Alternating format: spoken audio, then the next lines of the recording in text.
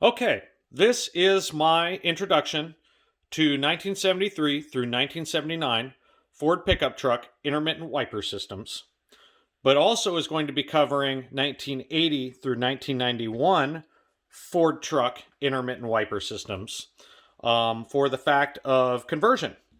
I have a previous video that I had posted to this channel years and years ago that covered some of these systems, but there's some missing information in there, and I don't have everything 110%. I didn't know as much about these systems then as I do now, so kind of consider this as going to be kind of being a follow up to what I'd had out there before. Um, I am going to go ahead and do this as a multi part series. Um, Being a multi-part series, I'm going to kind of cut this up into, identification and introduction into what the generational changes between these units and the switches are. I will be moving on with the next video on my benchtop test rig that I have set up here to go ahead and show you how the systems work and the basics of the systems. And it'll kind of cover a little bit into the conversion. And then I think I'm going to go ahead and try and get a swap video done on one of my 70s trucks.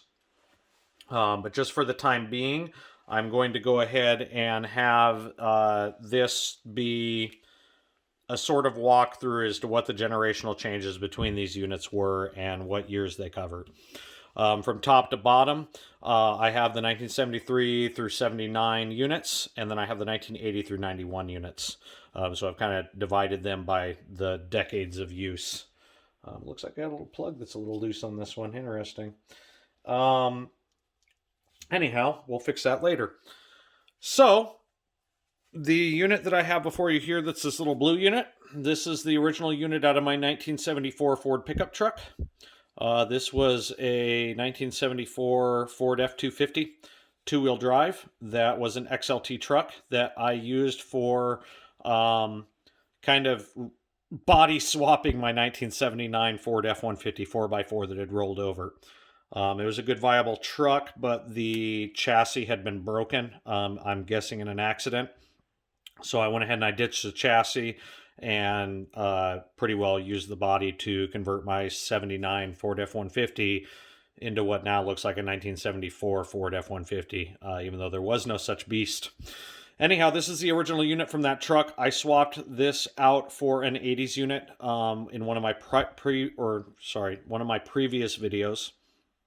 That video sadly got taken down and blocked out by YouTube because I had some background music going, so I can't really reference that video anymore. When I do the swap back in, I might just be putting this one back in. Who knows? This is all original bracket, housing, and little wire dongles on the end, the plugs that came on this unit, even down to the original tape. These units were again used from 1973 through mid-year 1974. These mounted underneath the dash on the dash support underneath. They work as a middleman between the wiper motor and the intermittent wiper switch. The blue housing was only used 1973 through early 74. These units weren't used before 1973. The unit that I have next up is a 1974 unit. These were used from 1974 all the way up through 1977. This bracket would have been the same as the one that you see here, but somebody had the locking hood latch for the security package and decided that they were going to go ahead and drill this one out. I don't know if it's because this unit didn't happen to come out of the year of truck that I pulled it from, or if it was that they didn't have the underhood latch and they decided to add it. If you didn't have the underhood latch in certain years, you would have just had these two smaller holes. Later years, when they actually had the locking hood latch for the security group, they would have this hole already punched out. The difference in part numbers between these are pretty well null. They have all the same markings except for these mid markings. I have not been able to identify if this is like a production number for the manufacturer. I haven't been able to figure any of this out. My guess is these are manufacturer numbers to identify who made these. The stamped numbers between these two units are the same in the middle, as well as all of the other units that are sitting here on the table. The only thing that they would change would be the year designator here, and then in later years they would have your sub number changed. So that covers 1973, 74, 74, 77. Next up, for the last in the generation, I have 1978 and 79. This one is marked with a 78 number, but this one right here is actually out of a 1979 Bronco that I'd pulled apart. There's no changes in circuits or anything else like that. The only thing that changes is, again, the part number. We have the same stamp number here, 17C 476 dash, and then the sub number. The only thing that really changed was this bracket right here was set up for the security package. So that way you could go ahead and clear the bolt for your hood latch, your locking hood latch. That would be mounted underneath the dash. These units all here, all three, are essentially the same unit. The only thing that changed was the bracket and the part numbers. Next up, I have the 1980 unit, designated by the E for the change in the year right there, so it's a completely different decade. This, I do not recall what it actually was out of. It's either an 80 or an 81. Again, I have that little plug that's loose. We'll touch on that later. But this right here was used from 1980 through 1984. The wire harness length is about the same length as the 73 through 79 units.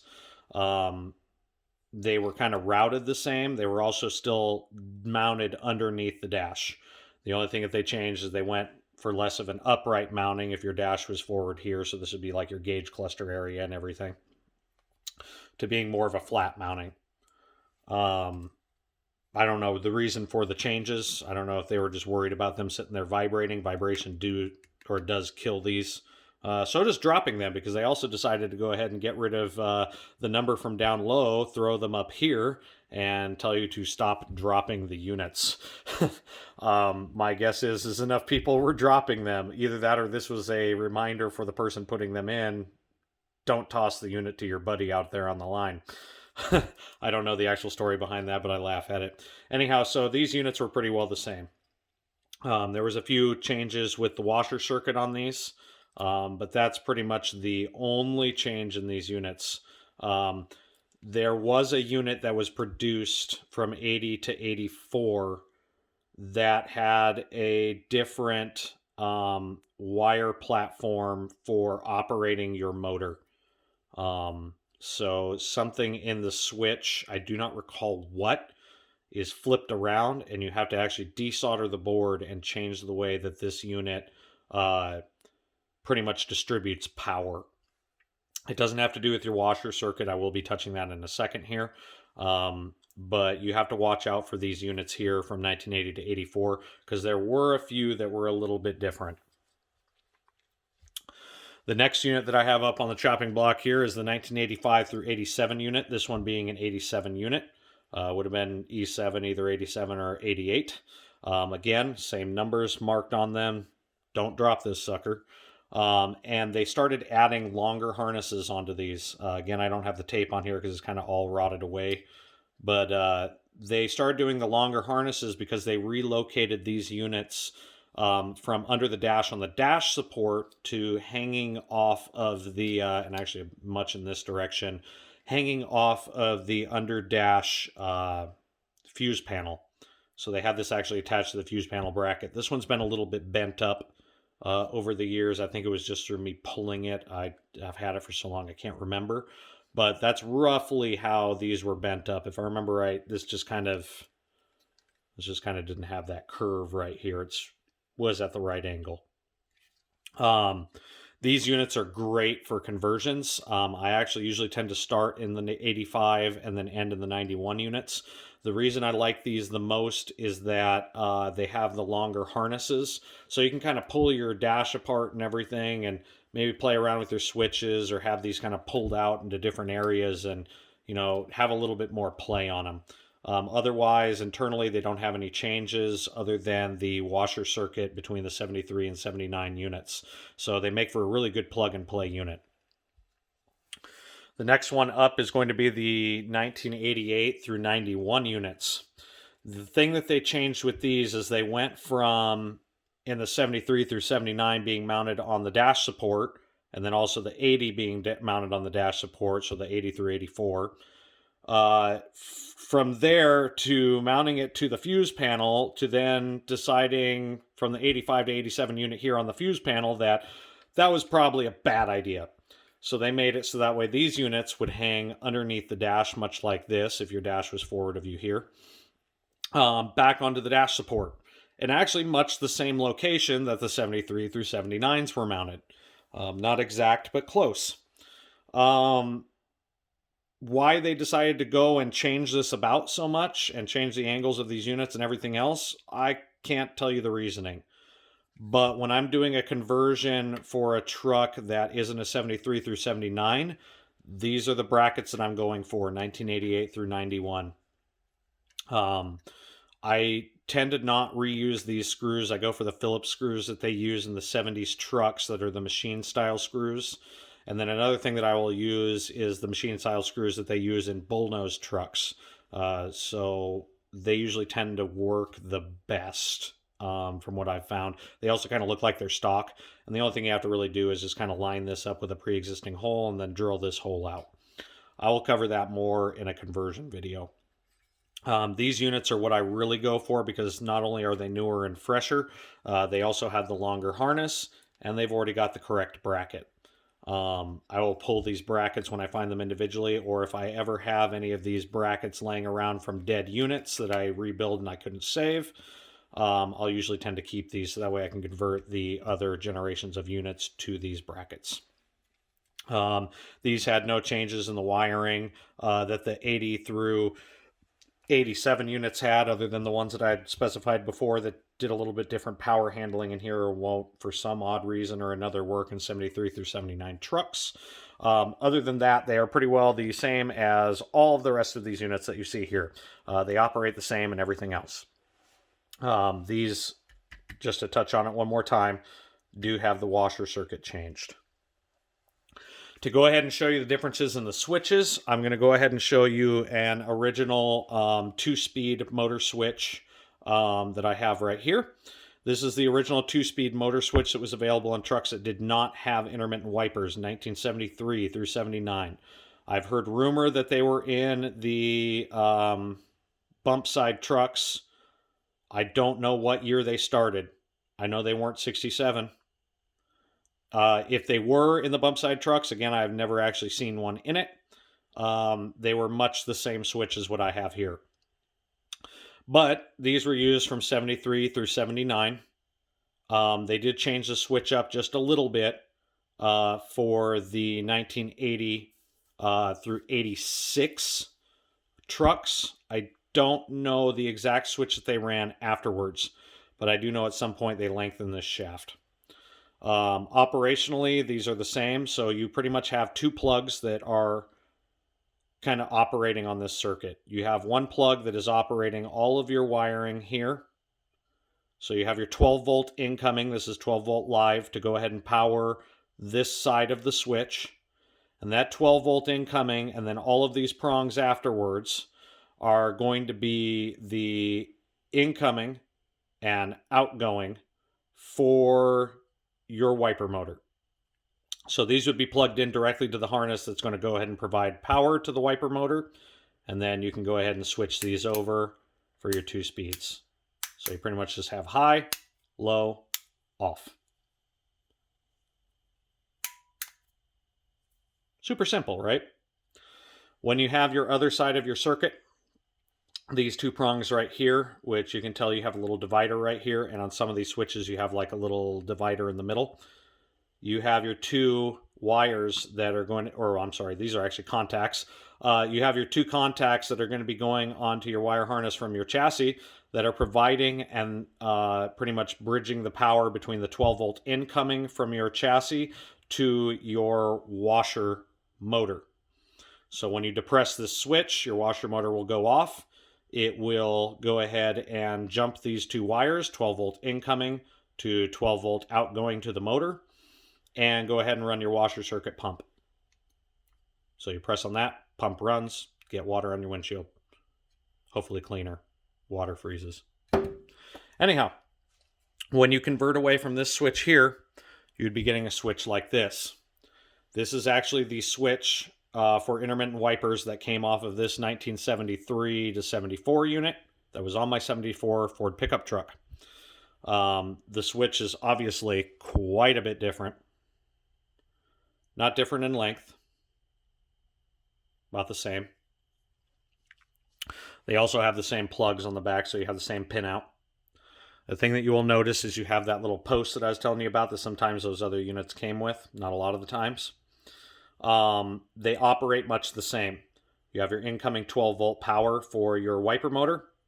This is all of your wiper motor contacts for that plug. You have your secondary plug right here. That is for your washer circuit. This is your 12-volt incoming from the chassis. This is your 12-volt outgoing to the wiper, or no, I'm sorry, not the wiper, the washer pump.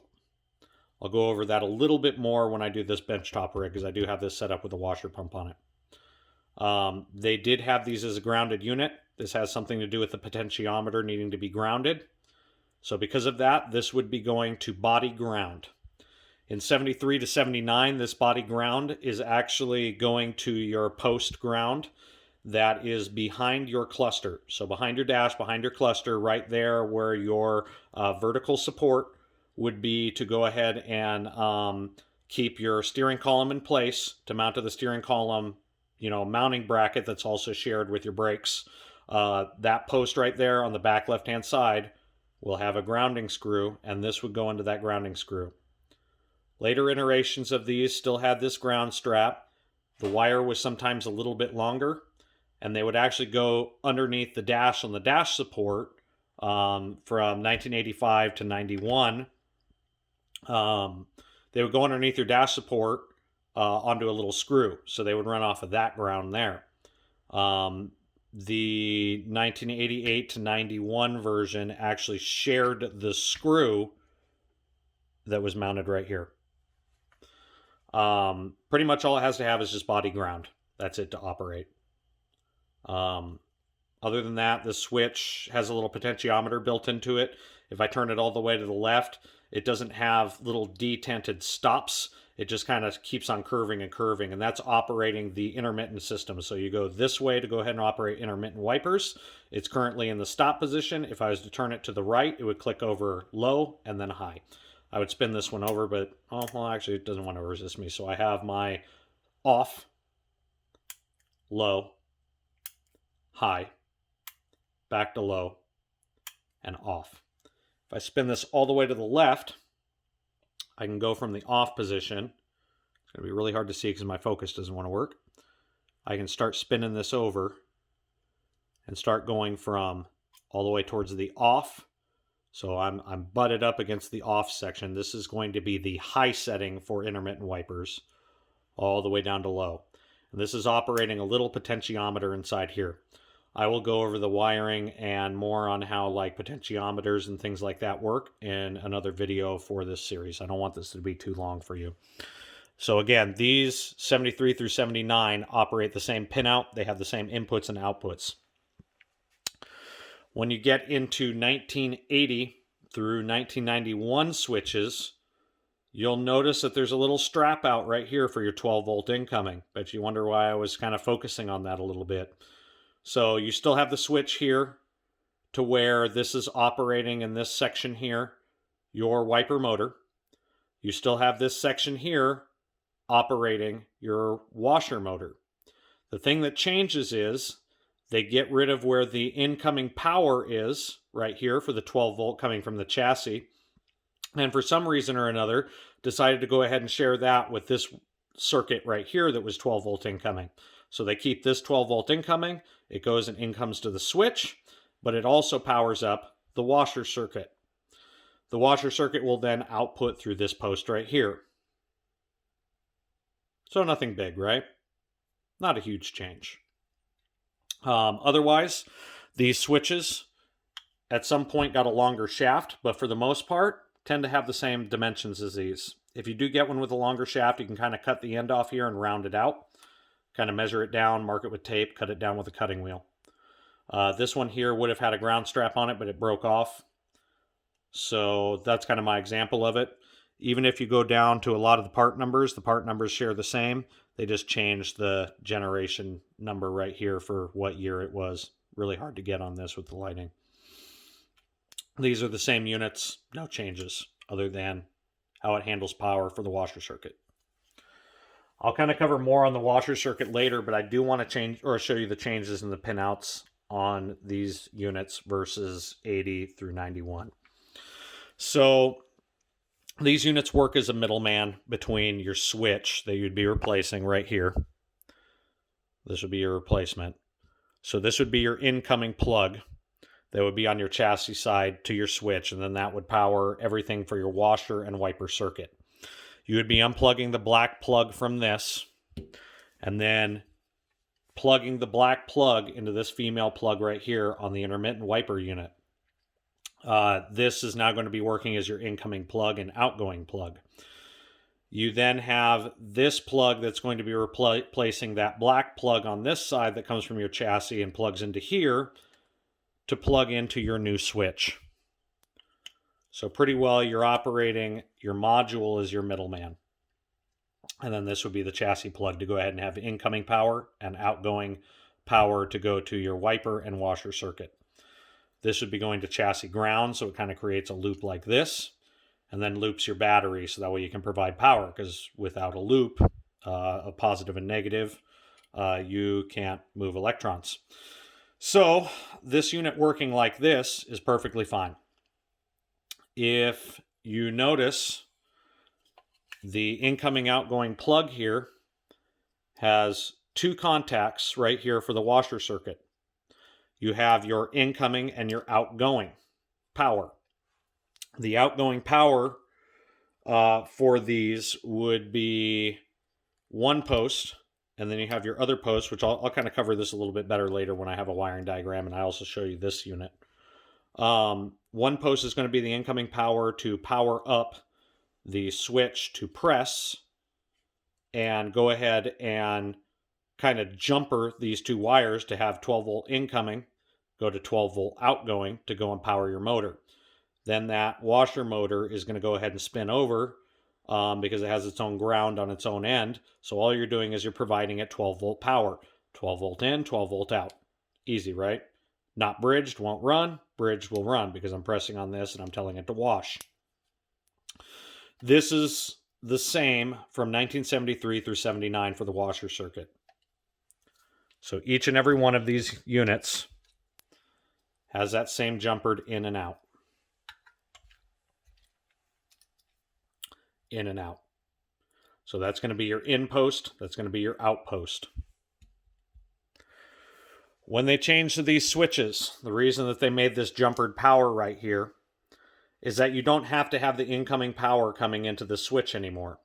They decided that, I'm guessing their load or the way that they changed the amperage or I don't know what, can run off of one 12 volt input. So you don't have to have a 12 volt input running both your wiper motor and your washer motor. You don't have to have two separate ones. So you can have just one power both. So by bridging that together, they no longer needed that incoming 12 volt requirement. So when they changed in 1980, this is a kind of a bad example because I guess I'd taken this one apart and hadn't realized it and it popped apart on me. But they'd gone ahead and swapped where these were posted in right here. And I'll show you better. Well, I can't show you. I've already converted these two. Well, I'll be damned. Okay, well, I guess I will have to show you with this one. When they had these units, you have this plug right here. So this little spade is your contactor for power out to your washer motor. Factory, as I have this upside down. Boy, no wonder why it was bad. Anyways, at the factory, this is how your pinout would have been for a 1980 through 1991 washer circuit. This is a problem. This is your incoming power on a 1973 through 79. To go ahead and change that, you can either flip over the plug if you don't have both contacts and you don't have the single piece plug, because there was a single piece plug that was available. Anyhow, if you don't have the single piece plug, you can take the 2-wire plug here and flip it over. The only downside of doing that is you kind of rub up against your other plug and it kind of looks a little nasty. If you want to do it factory correct and don't want to get confused for everything, you can take this little spade off with just a pair of pliers. I have my little angled pliers right here. And all you have to do to take one of these spades out is take it on either end right here on the flat and go down as far as you can, squeeze it a little bit, and pull on the wire. And the reason that you're doing that is that this little section down here on the bottom is actually what hooks into the flat piece that's in the opening of this little spot. So to convert this, just like I have these other two, after pulling it, this kind of has a little bit of memory and doesn't quite catch right. So you can kind of grab it like this and kind of squeeze real tight and pull it away from the rest of the contactor and open up this hole. That will allow you to kind of just push this back in and stick it in the proper terminal right here. These are directional. So there's only one way that these will stick in. If you stick it in and it doesn't want to go in, that's because this little T-piece right here is probably locking up. If you go ahead and push it in, you hear a snap, and you're good to go. No matter how hard I pull on this sucker, it's not going to pop out until I pull the wire clear out of the contact. So that will make your wiper motor the same as this, because this would be your 12-volt incoming on a 73 through 79. This would be outgoing. This would be ingoing or incoming if you had it. This is the outgoing. This being on the chassis side, this will send the right message with your plug plugged in the right spot. To avoid a little bit of confusion, I will go ahead and I will show you the wiring schematic for this and show you what wire combination will actually send your message out to, or I'm sorry, send your 12 volt, I'm used to data. Anyways, send your 12 volt signal out from this wire out to your wiper, your washer circuit. Pretty much the easier way to deal with this is if you press on your washer button and it doesn't work, flip it over. If you flip it over and it works, well, that's proper. If you have the wrong non-two-piece plug here where you have the 2-terminal plug and then you have the other terminal plug right here that's kind of horseshoed, you can pretty much just flip this here and you're pretty well guaranteed to have it in the right spot. This would go for the 85 to 87 and 88 to 91 modules. Obviously, I've already converted these because I think I had the intent of selling these ones. So I went ahead and I already flipped those just in case somebody had the one-piece socket. And then same goes for this. So that kind of goes over the generational changes for these units here. That kind of goes over how these switches worked as well. Just all the changes in them. I will go ahead and have more parts of this series uploaded soon. I'm going to kind of touch on this as much as I can. If you have any questions or anything that you kind of want me to go ahead and cover, either with these units, especially with circuits or anything else like that, I will try and answer as many questions as I can in the following videos. Again, I will be running this little benchtop rig right here that I've built with a wiper motor, battery, and everything else. And I have both the original wiper circuit right here that I can run my motor out on, and the intermittent system that I don't have hooked up right now, but I do have a module for it. And that will kind of get you a better idea of how these units work. But anyhow, that kind of covers all of this. I do appreciate you watching up to this point. I know my videos can be kind of lengthy. But if you kind of hang out with me for a little while, I'll start making them shorter. I could have made this hours and hours long with everything else that I want to kind of cover on these. Definitely shoot me a subscription. Like, comment, everything helps me out. You know, with the more subscribers that I get and the more likes and everything else I get, that helps me out on the algorithms for YouTube and doesn't kick me off, and will allow me to continue to put pretty much all this effort into giving you guys all of this information. I'll be kicking a lot more tech stuff for dent side pickup trucks. I will also be picking up a lot with the IDI diesel stuff. But, and anything you might be interested in, go ahead and let me know. It's always nice to have you guys watch my stuff. Thank you again. And I will be touching back on this again later. Have a good one.